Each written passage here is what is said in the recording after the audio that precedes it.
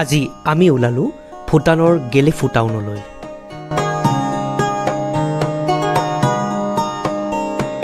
এতিয়া আমি গৈ আছোঁ ভূটানলৈ। প্ৰাকৃতিক পৰিৱেশৰ মাজেৰে বৰপেটাৰ পৰা বঙাইগাঁও হৈ বাইকেৰে আমি আৰম্ভ কৰিলোঁ আমাৰ যাত্ৰা। আজি আমি যাবলৈ ওলাইছোঁ ভূটানলৈ, ভূটানৰ গেলেফুলৈ আমি যাম। আৰু এতিয়া আমি প্ৰায়খিনি আহিছোঁৱেই, আৰু কিছু সময় বাকী, আৰু আমি মোটামুটি আৰু আমাৰ 20 কিলোমিটাৰ আৰু বাকী আছে ইয়াৰ পৰা। আৰু এয়া চাওক কি সুন্দৰ এটা পৰিৱেশ, সেউজীয়া পৰিৱেশ, আৰু সেউজীয়া পৰিৱেশৰ মাজত আমি আছোঁ। সেউজীয়া পৰিৱেশৰ মাজত এটা মৃদু বতাহ বলি আছে। আমি আহিছিলোঁ এনেধৰণে। ৰতন আছে আৰু পংকজ আছে, তো আমি ভূটানত গৈ পেলাই আমি বাকী সকলোখিনি দেখুৱাই আছোঁ আপোনালোকক। আমি অকণমান ইয়াত ৰখিছিলোঁ আৰু অকণমান ইয়াত ফটো উঠিলোঁ। পংকজ, কি ক'বা? বঢ়িয়া, কেনেকুৱা আছোঁ, যাই পোৱা নাই, যাই চাম কি হয়, কি বস্তু আছে। গেলেফু হৈছে ভূটানৰ দক্ষিণাঞ্চলত অৱস্থিত এক গুৰুত্বপূৰ্ণ সীমান্ত চহৰ। ই চাৰপাং জিলাৰ অন্তৰ্গত ভাৰতৰ অসমৰ সীমান্তৰ কাষতে অৱস্থিত। আমি এতিয়া ভূটানত প্ৰৱেশ কৰিছোঁ। এয়া হৈছে গেলেফুলৈ আমি গৈ আছোঁ। গতিকে আমি ভূটানত আমি এণ্ট্ৰি কৰিলোঁ।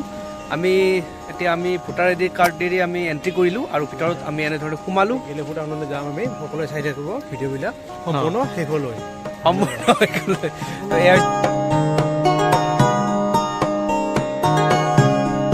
গেলেফুক ভূটানৰ দক্ষিণ দুৱাৰ বুলিও কোৱা হয়, কাৰণ ইয়াৰ জৰিয়তে ভাৰত আৰু ভূটানৰ মাজত বাণিজ্য, যাতায়াত আৰু সাংস্কৃতিক প্ৰদান হয়।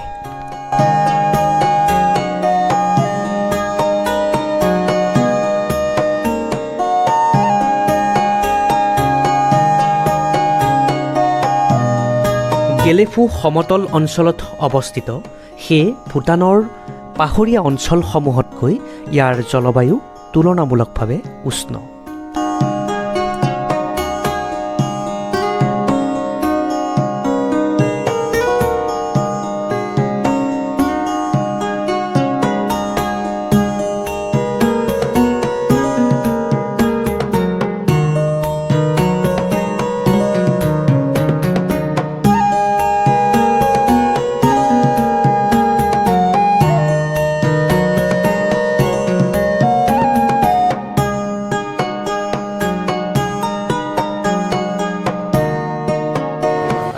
ফ্ৰেণ্ডছ, এয়া হৈছে ভূটানৰ গেলেফু টাউন, আৰু গেলেফু টাউনত এতিয়া আমি আছোঁ। আৰু ভিতৰৰ এনেকুৱা গেলেফু টাউনখন কিমান ধুনীয়া, কিমান পৰিষ্কাৰ চাফা, তো মই ভিডিঅ'টোৰ জৰিয়তে আপোনালোক দেখুৱাই আছোঁ।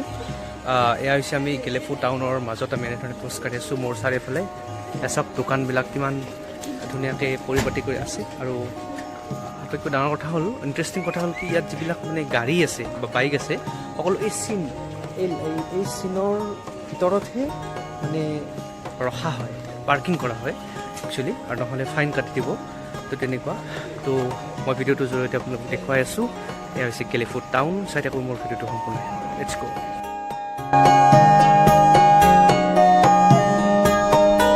আগতে গেলেফু এখন সৰু সীমান্ত নগৰ আছিল, কিন্তু এতিয়া ধীৰে ধীৰে ইয়াত বাণিজ্য, শিক্ষা, স্বাস্থ্য আৰু পৰ্যটনৰ উন্নয়ন ঘটিছে।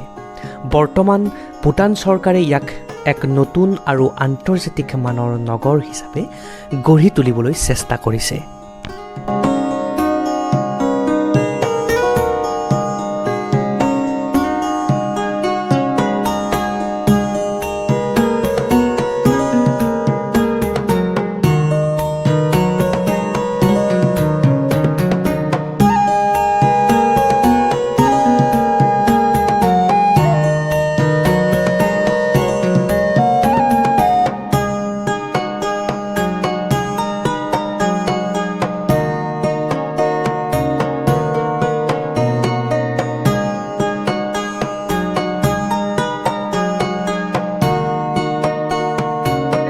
এয়া এখন ফৰেষ্ট হয়, তো গেলেফুত এয়া এখন ফৰেষ্ট।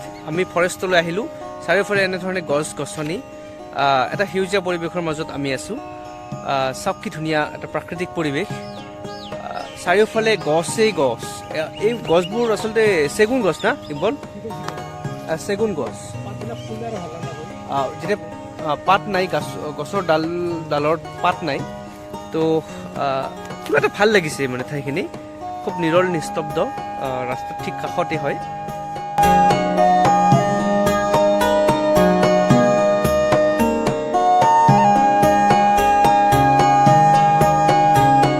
গেলেফু কেৱল এটা সীমান্ত চহৰ নহয় ই ভূটানৰ ভৱিষ্যত উন্নয়নৰ এক গুৰুত্বপূৰ্ণ কেন্দ্ৰ আধুনিক উন্নয়ন প্ৰাকৃতিক সৌন্দৰ্য আৰু সাংস্কৃতিক ঐতিহ্যৰ সমন্বয়ে গেলেফুক এক অনন্য নগৰ হিচাপে গঢ়ি তুলিছে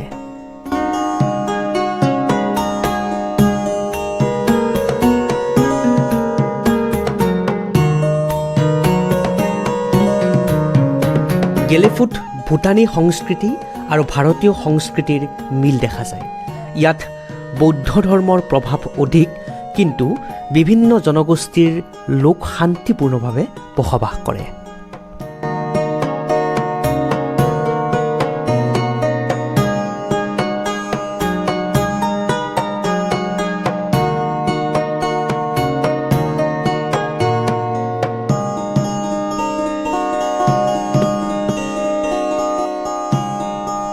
সম্প্ৰতি ভূটান চৰকাৰে গেলেফু মাইণ্ডফুলনেছ চিটি হিচাপে উন্নয়ন কৰাৰ পৰিকল্পনা গ্ৰহণ কৰিছে এই প্ৰকল্পৰ লক্ষ্য হৈছে আধুনিক নগৰ উন্নয়নৰ সৈতে ভূটানৰ সংস্কৃতি পৰিৱেশ সংৰক্ষণ আৰু মানসিক সুস্থতাৰ সমন্বয় সাধন কৰা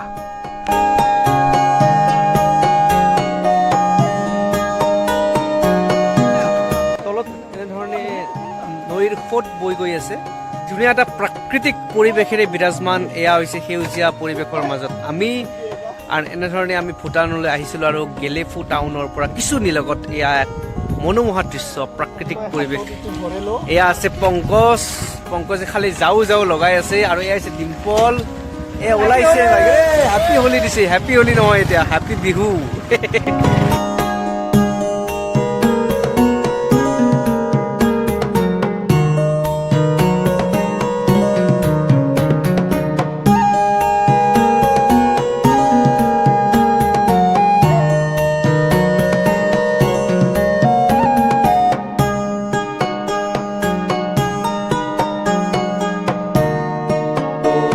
মই দেখুৱালোঁ গোটেই ভিডিঅ'টো গেলেফু টাউনৰ গোটেই যিখিনি পৰিৱেশ মই দেখুৱালোঁ শেষৰ এই দলংখনত দেখুৱালোঁ ইয়াত মানে সেইটো চাইডে যাব নোৱাৰি যিহেতুকে চ' মই আজি ভিডিঅ'টো ইয়াতে আপোনালোকক শেষ কৰিছোঁ ধন্যবাদ